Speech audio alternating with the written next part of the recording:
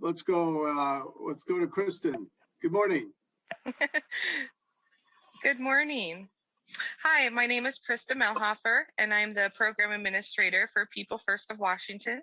People First of Washington is the largest self-advocacy organization of for and by people with intellectual and developmental disabilities. We have over 1,000 members statewide and over 30 chapters. All data going back to the civil rights era clearly states that community-based services are the better, cheaper, and safer option.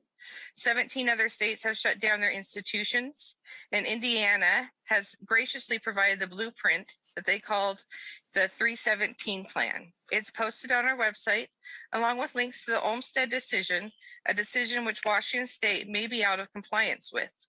The state continues to not provide opportunities for people with IDD to live in the least restrictive environments and proposes institutional expansion. Approximately 70 individuals have been waiting in state institutions for community placements. Half of those individuals have been waiting over 2 years. Currently, supported living does support people receiving nursing care in the community. Those individuals are paying rent with all their Social Security funds so that they can remain in the community. It is only possible in certain communities due to rent pricing, accessible home availability, and compassionate landlords. The state must fund housing for people with intellectual and developmental disabilities within its capital budget, and then aggressively review the state's Olmstead plan for compliance.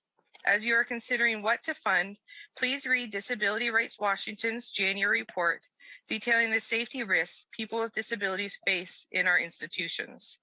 Please Can you wrap up, Ms. Melhofer? Yep. Consider the amendment to invest in safety nets with the Fircrest Nursing Home proposed amendment agreed upon with the IDD community, and fund the closure of the Rainier School institution. Thank you. Thank you. Ms. Clark. My name is Julie Clark. My Toby Dynadox to share my message about I feel no one needs to live in. These are my words, and my speech will help me get them clearly. You will see in my disability. I am 54 years old, and I live in Lacey. I was in Eastern State Hospital 3 months in 2001. COCUA is a residential provider, and they got me out of the hospital in September of that year and put me to my apartment with day and evening caregivers. I was in independent living. In independent living, my caregivers didn't please. I was able to know as I pleased. My transportation was using public transportation.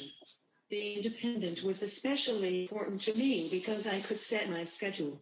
I chose how to run my life. I worked for the Department of Health and Human Services as a secretary for 17 years before I retired in 2009. Work was special to me because I was involved, contributed to my community. I was an important member of that organization for many years. The United States of Olympia is my church. I have been going there for over 25 years. I am an active member of my church. The church is important to me. As I aged, I could not take care of myself. I need to have 24-hour care. So COCUA placed me in a shared home. COCUA runs. I had a roommate who was yelling all the time. My roommate, the crackers. Being in a shared home was not safe for me. In November 2019, I moved to an apartment in Lacey with COCUA's help. I get 24-hour care. A nurse comes to check on me because my hair is high. I have a feeding tube, vest chest compression machine, and higher lift. My caregivers go everywhere. It is nice to be living on my own again. I was in and out of hospital 6 months of 2019. Shelley is a nurse that COCUA hired. She has taught me how to breathe better. I've not been to hospital with Shelley's help since January 2020. I am in community in a supported employment program that allows me to continue to be active in my community now that I am retired. It's still essential for me to be involved in the community. I do a lot of advocacy and volunteer work. When I was in an institution, not the community, I'm pleased to be in the community to set my schedule and be involved in whatever activities I choose. I have all the freedom that health will, and I am grateful to be an ally community.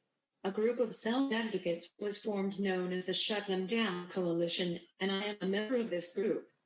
This group wants to close all the residential rehabilitation centers, HC, to allow all of these individuals to be active members of a community.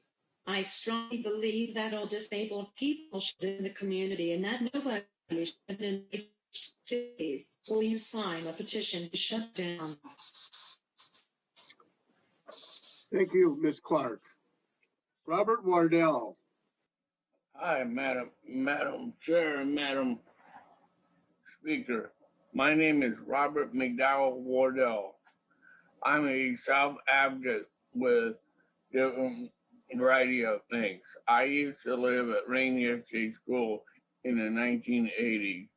I got out Rainier in 1988.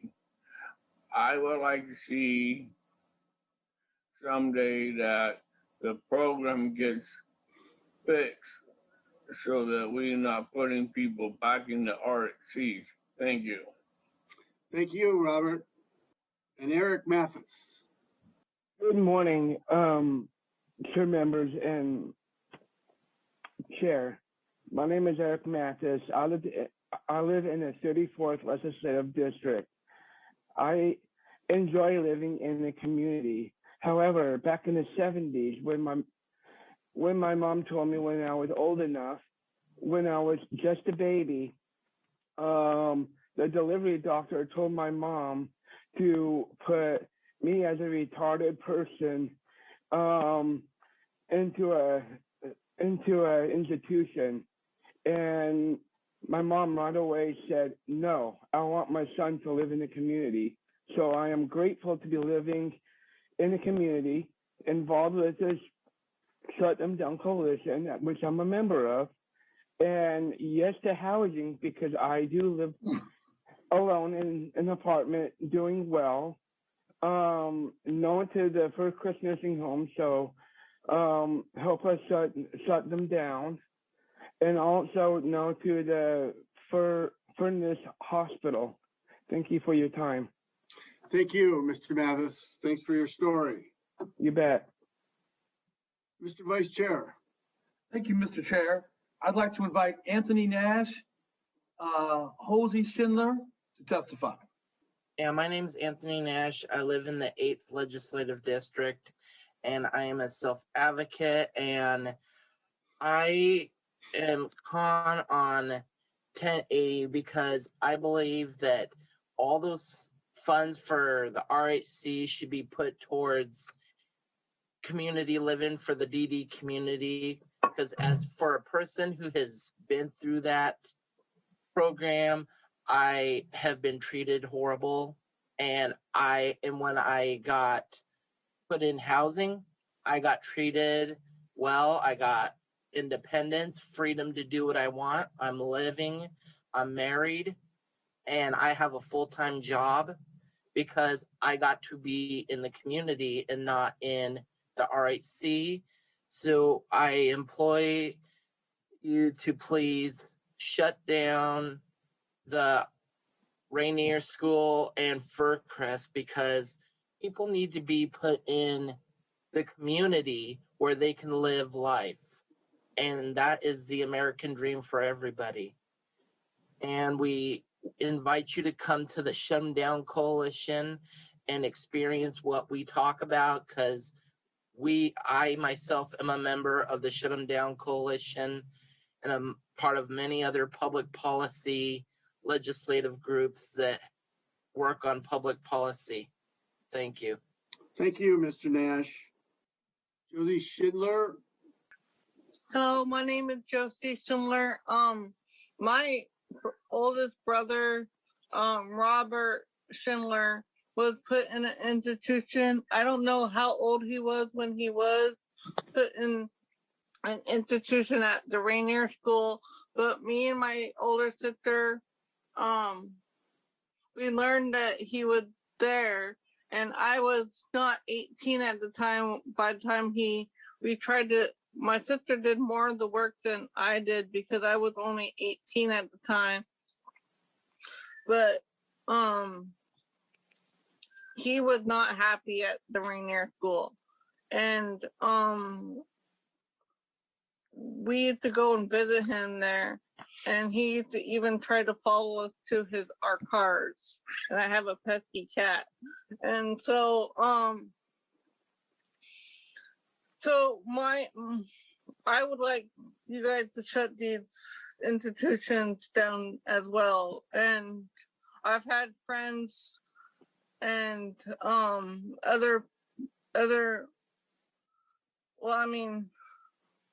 friends of relatives that got put in the Washington State Hospital in Stilcomb, and they said that they were not happy there either. And so these places are not places where people should live. They're not happy with the care that they receive. And I would like you to put the money toward community living, because community living puts people out in the community, such as me and my brother. We're out in the community. We're happy. We're healthy. We're living our lives. And I just would like you guys to shut them down. Thank you. Great. Thank you, Ms. Schindler. I am Michael Raymond. The doctors told my mother to put me in the institution, but please, I want you guys to close them down. Please close them down, because I deserve, the people in there deserve to be out in the community. Please cut them. Please close them down. Thank you. Thank you, Michael. Ms. Ferrer.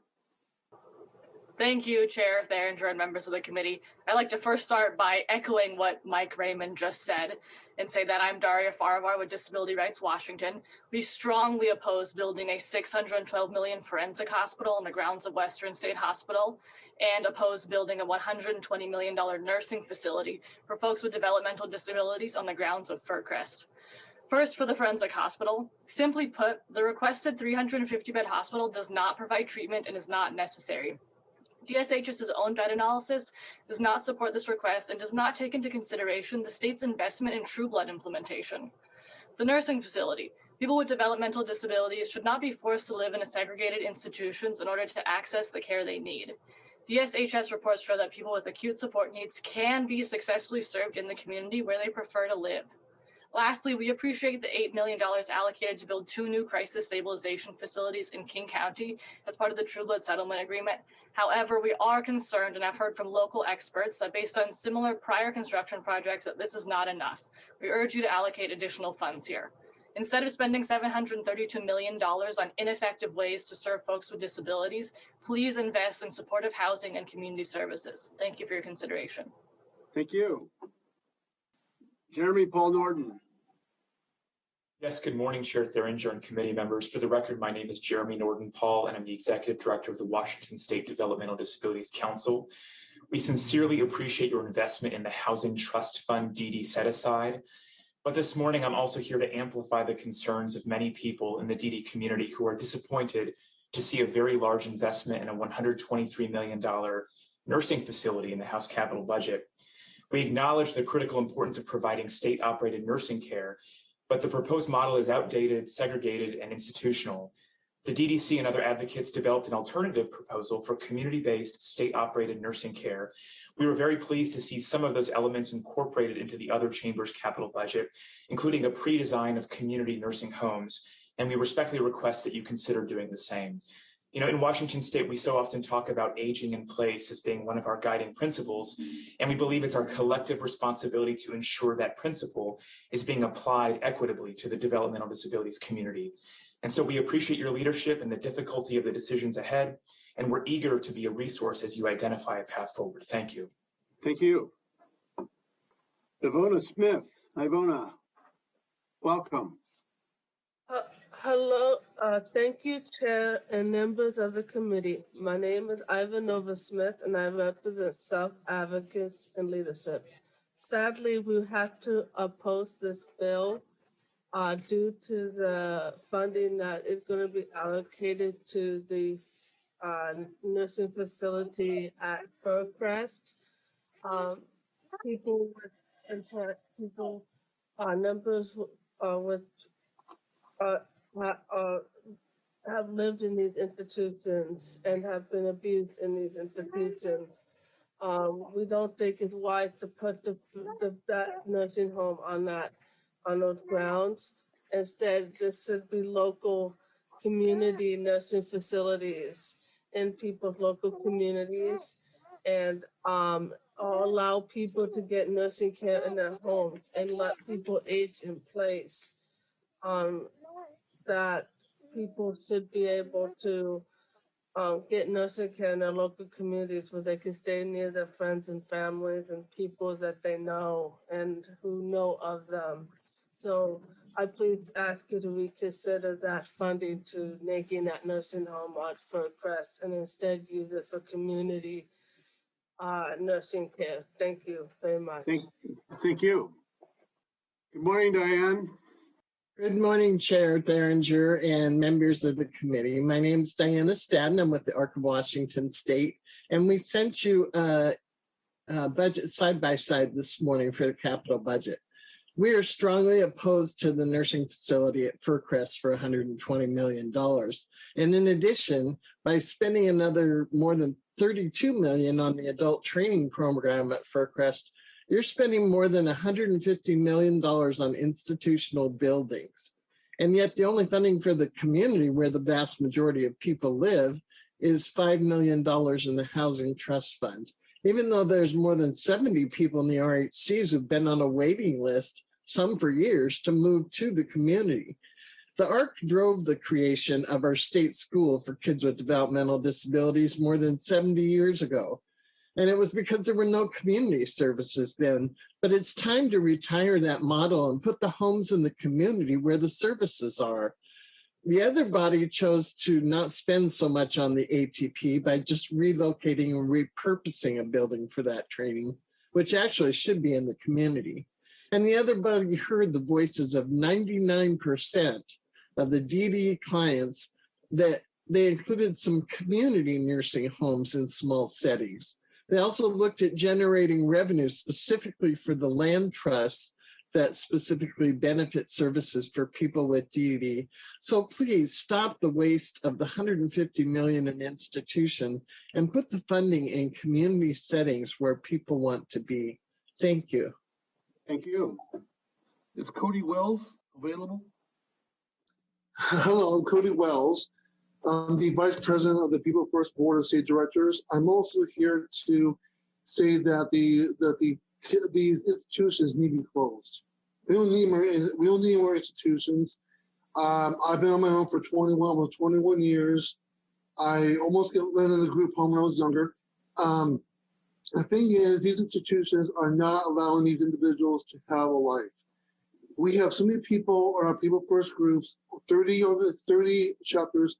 We need to have these institutions, the money, because like Diane said, the money needs to be set aside for some other groups, some other community things, because these institutions, we need to shut them down. The one that our governor, if he wants to bring in, no. Close the institution down, allow these people to have a life, able to be with their families, and be able to show people that these people are individuals with disabilities have a life to see their families. Thank you so much. Thank you, Mr. Wells. Jeanette Ivy, welcome. Thank you, guys. My name's Jeanette Ivy, and I am the president of People First of Snohomish County. And I'm wanting to say, shut them institutions down. We don't need them. There's a lot of us that have been in one. I've never been in one, but I just want everybody else to have their own voices and them being heard. Thank you very much, guys. Thanks. Thank you. Thanks for your testimony. I'd like to invite Mike Gantala, who was called previously and is now present. I'm with the People First of Washington State.